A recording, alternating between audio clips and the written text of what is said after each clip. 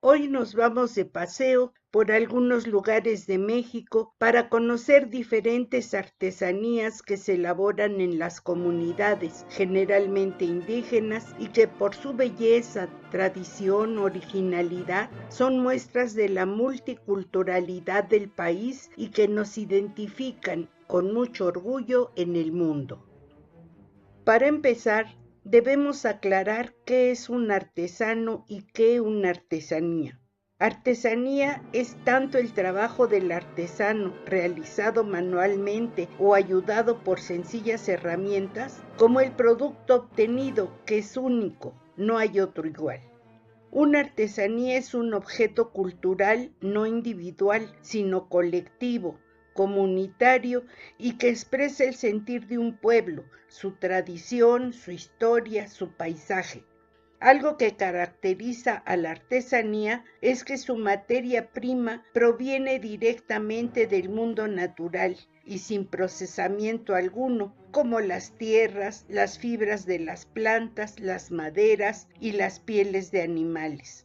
Las artesanías se elaboran como objetos de utilidad práctica, religiosa, ornamental, para vestimenta, como herramientas de trabajo y pueden ser efímeros o duraderos.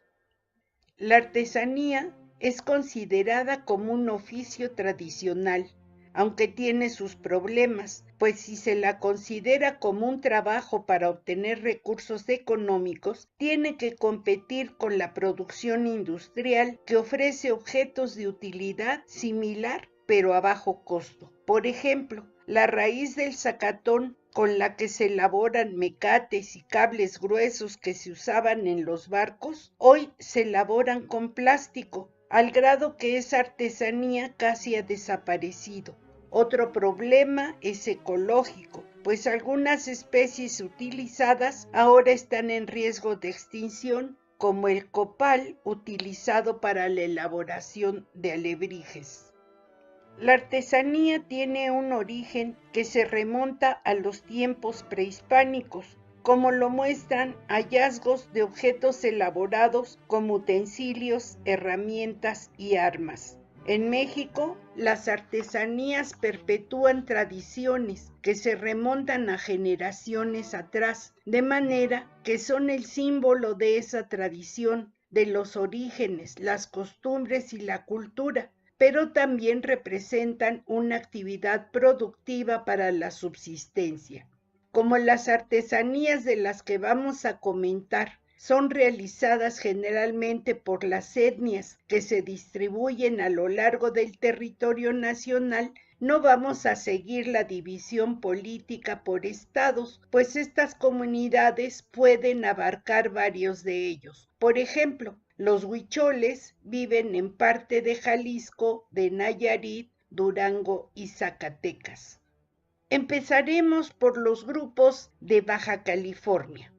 Antes de la colonia, los grupos indígenas eran recolectores, cazadores y pescadores, y hasta el 2011 su población era de cerca de 2,000 habitantes distribuidos en 5 grupos. Los Cucapá, que viven a orillas del río Colorado, cerca de Mexicali.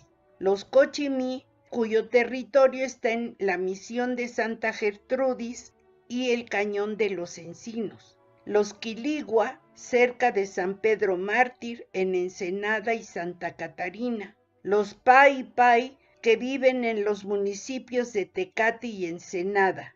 Los Kumiai viven en la zona de clima mediterráneo, como San José de la Zorra y San José de Tecate.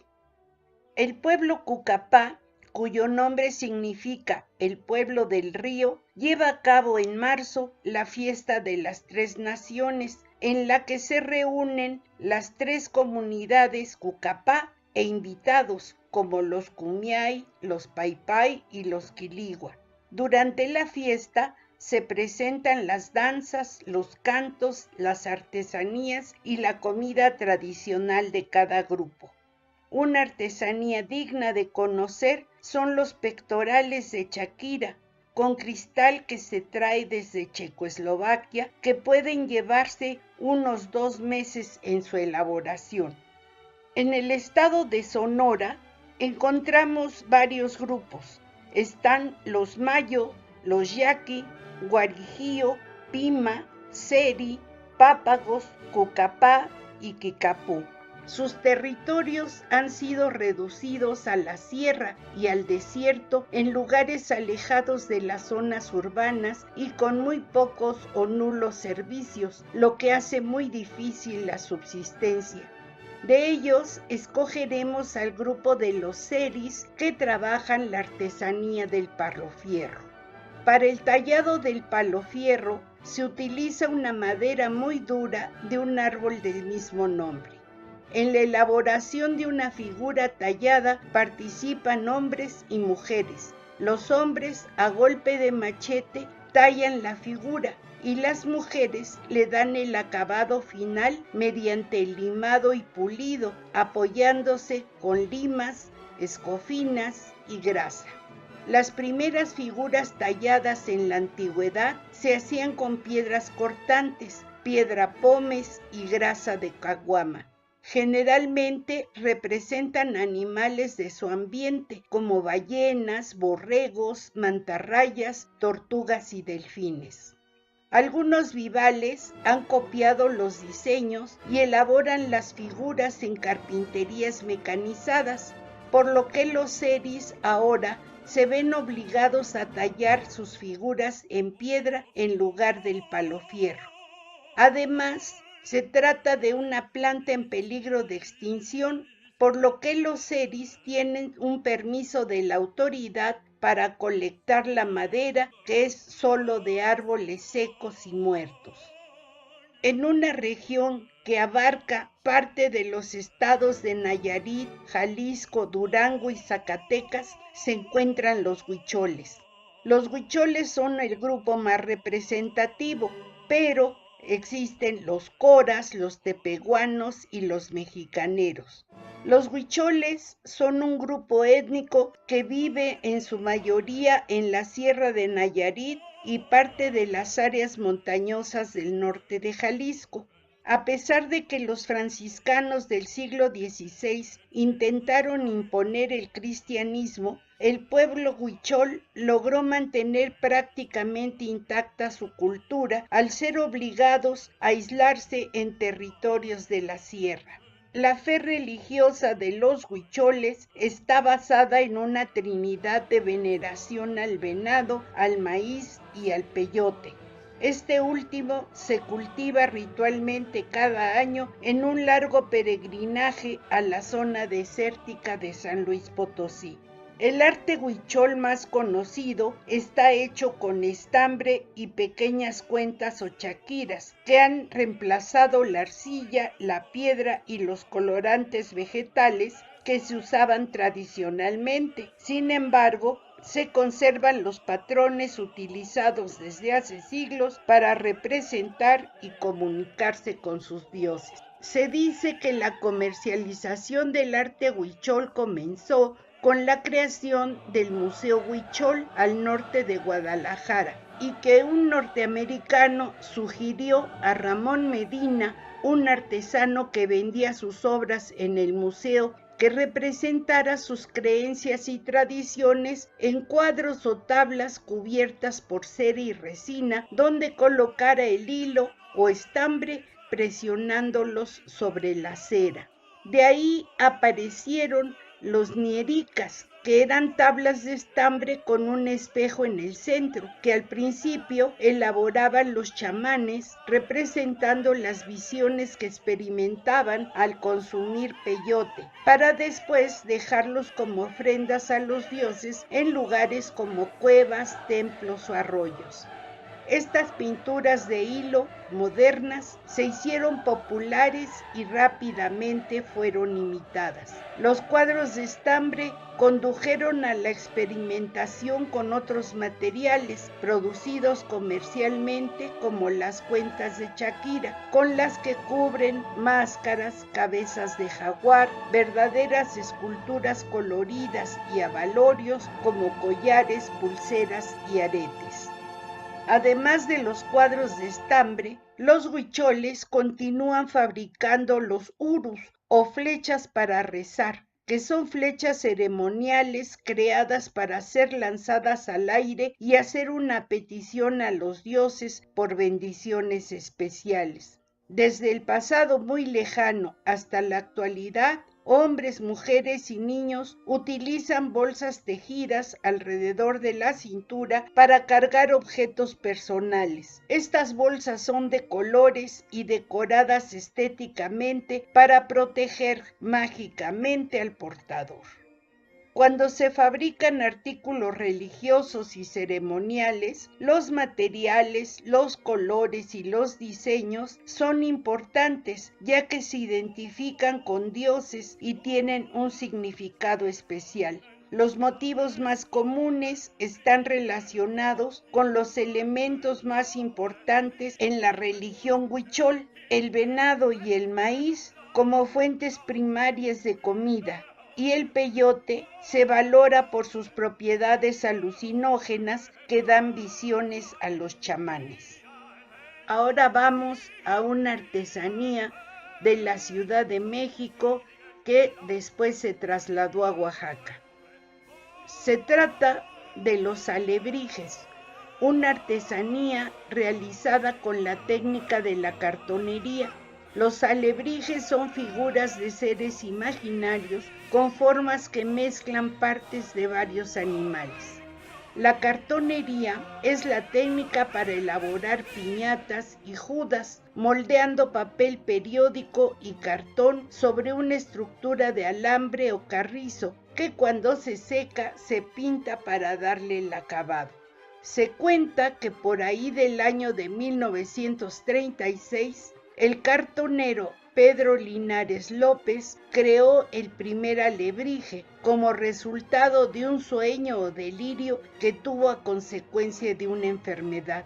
En su sueño se encontraba en un bosque muy interesante en el que había animales extraños que no podía definir, pues sus formas estaban mezcladas, como un burro con alas, un gallo con cuernos de toro, y que gritaban al unísono una palabra: alebrijes. Cuando se recuperó de su enfermedad, empezó a recordar el sueño y se puso a trabajar moldeando esas figuras. Don Pedro Linares siguió trabajando hasta la edad de 86 años, vendiendo su artesanía en el mercado de la Merced.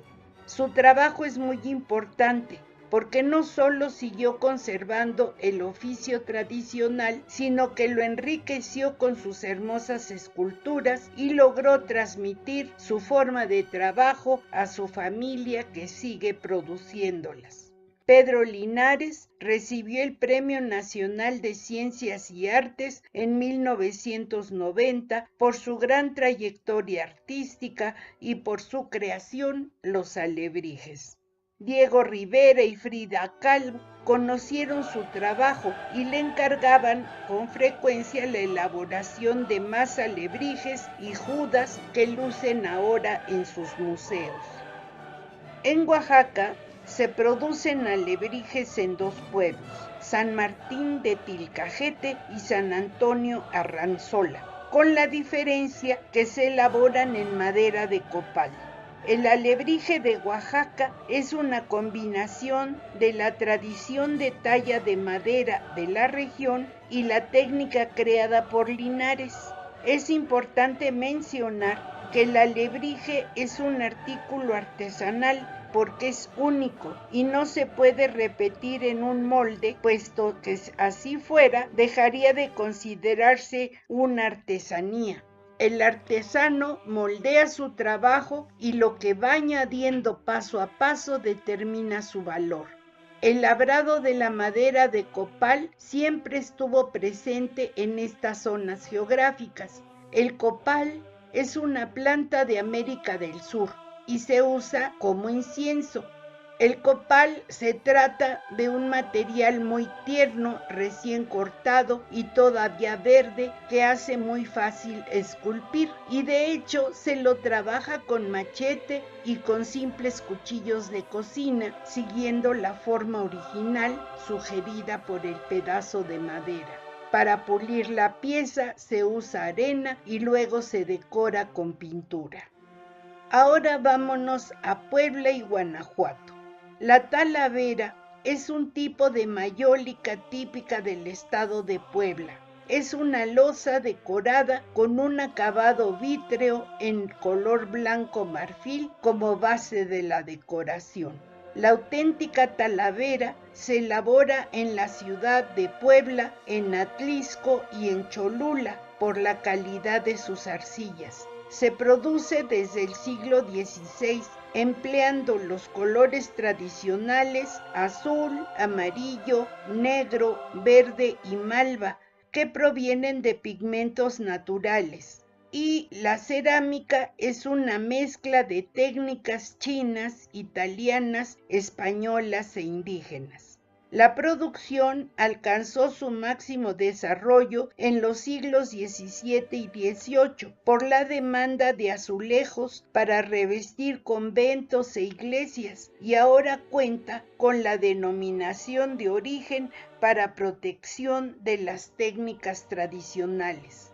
Todas las piezas son elaboradas a mano en torno y el vidriado contiene estaño y plomo y su diseño debe ser tradicional. La pintura debe sentirse al tacto con una ligera elevación sobre la base. En sus comienzos solo se empleaba el color azul cobalto y siempre usando el barro natural. Son piezas de alto costo por su fragilidad y es imitada por productos chinos y mexicanos, por ejemplo de Guanajuato.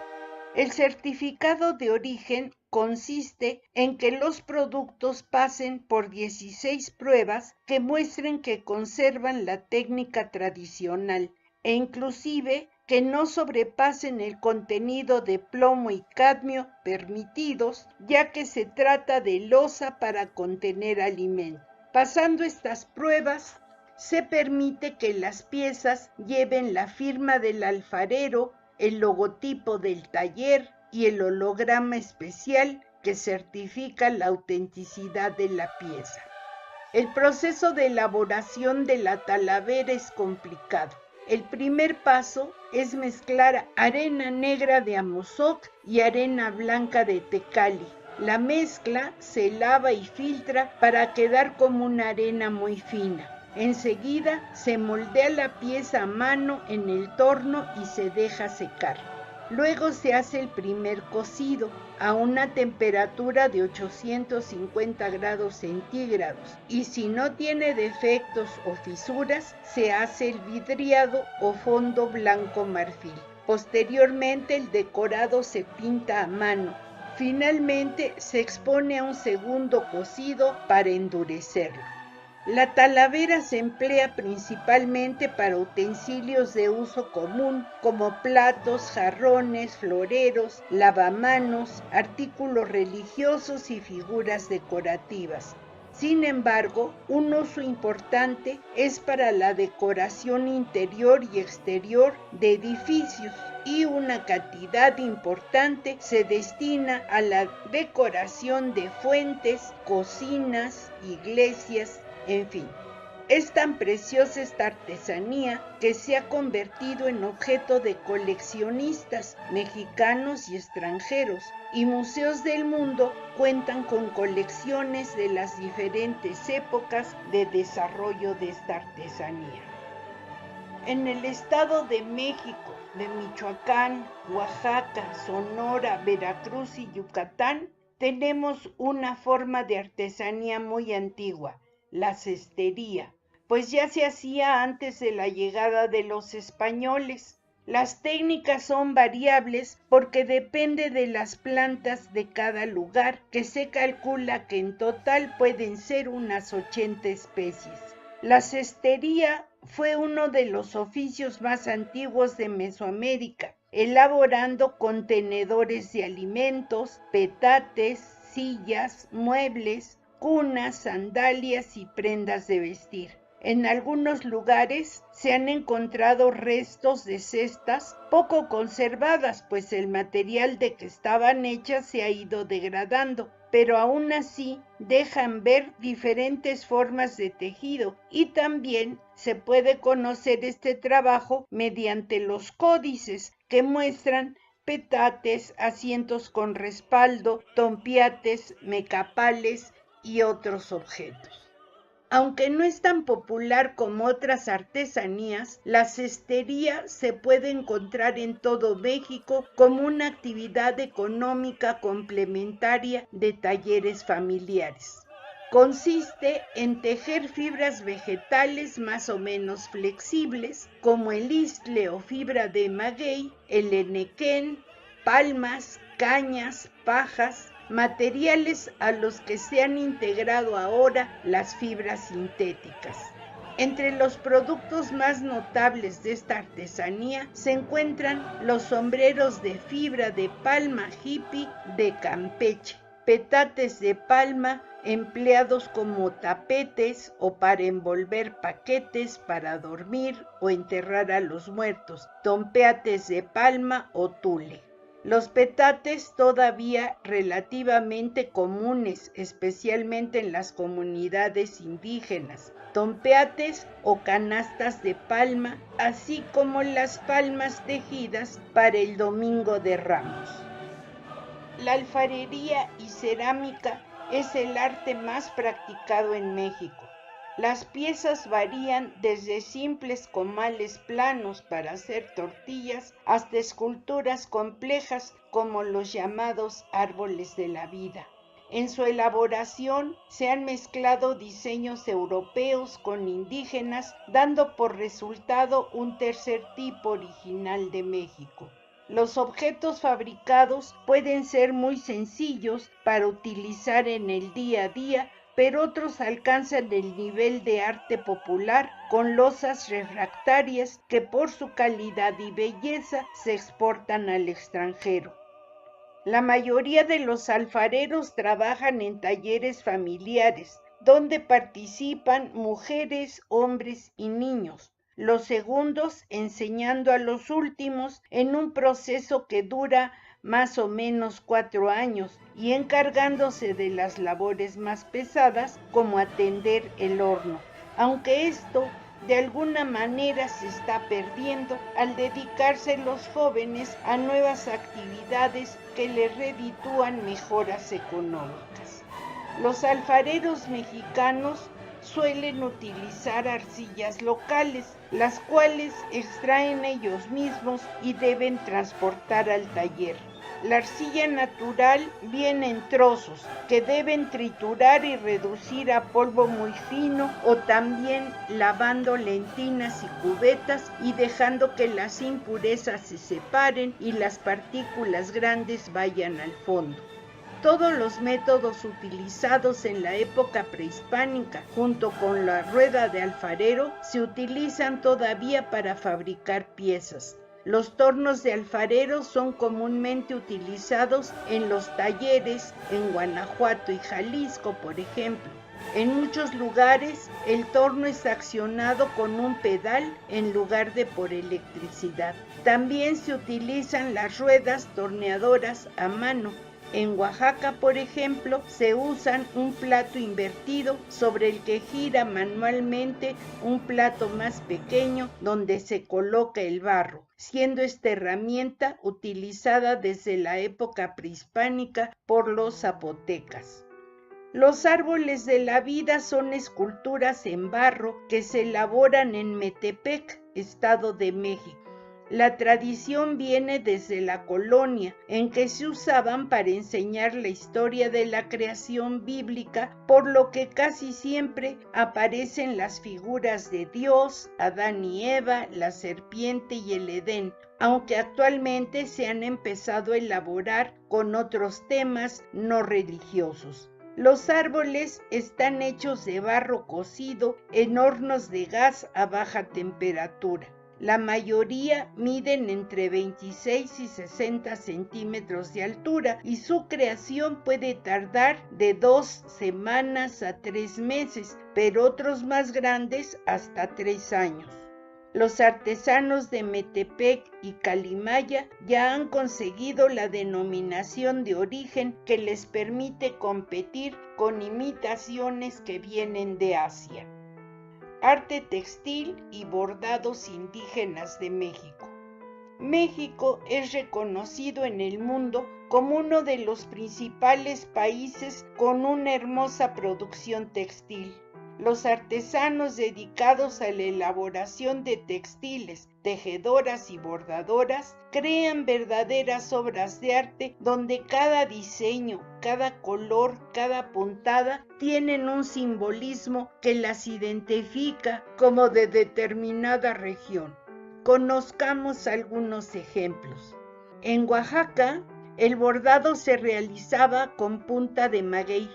Representan los sueños y aspiraciones de los grupos inspirados en sus paisajes naturales. Los mazatecos bordan sobre tela de algodón figuras de pájaros, árboles y flores en negro, azul claro o rojo con listones de colores y encajes. Los textiles chinantecos unen franjas de bordado plumeado con el tema del origen del mundo, la vida y la muerte. Lo elaboran en telares en gasas de algodón y con dibujos geométricos y espirales que incluyen pájaros de 2 cabezas.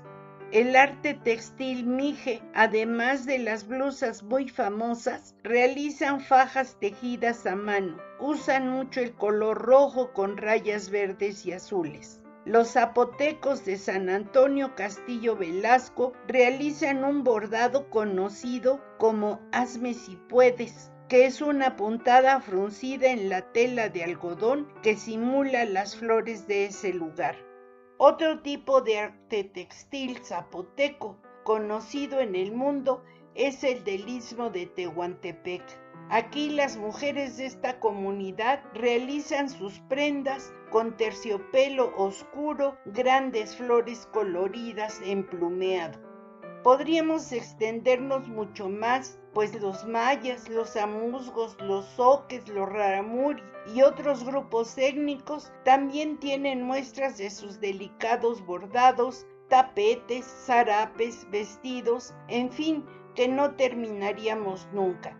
Sin embargo, les invitamos a conocer más de nuestros artesanos y artistas mexicanos en los videos sugeridos para que valoremos su trabajo y los apoyemos en la medida de nuestras posibilidades. Por ejemplo, no regateándoles el precio, pues por ellos logramos reconocimientos internacionales y nos hacen sentir orgullosos de ser mexicanos.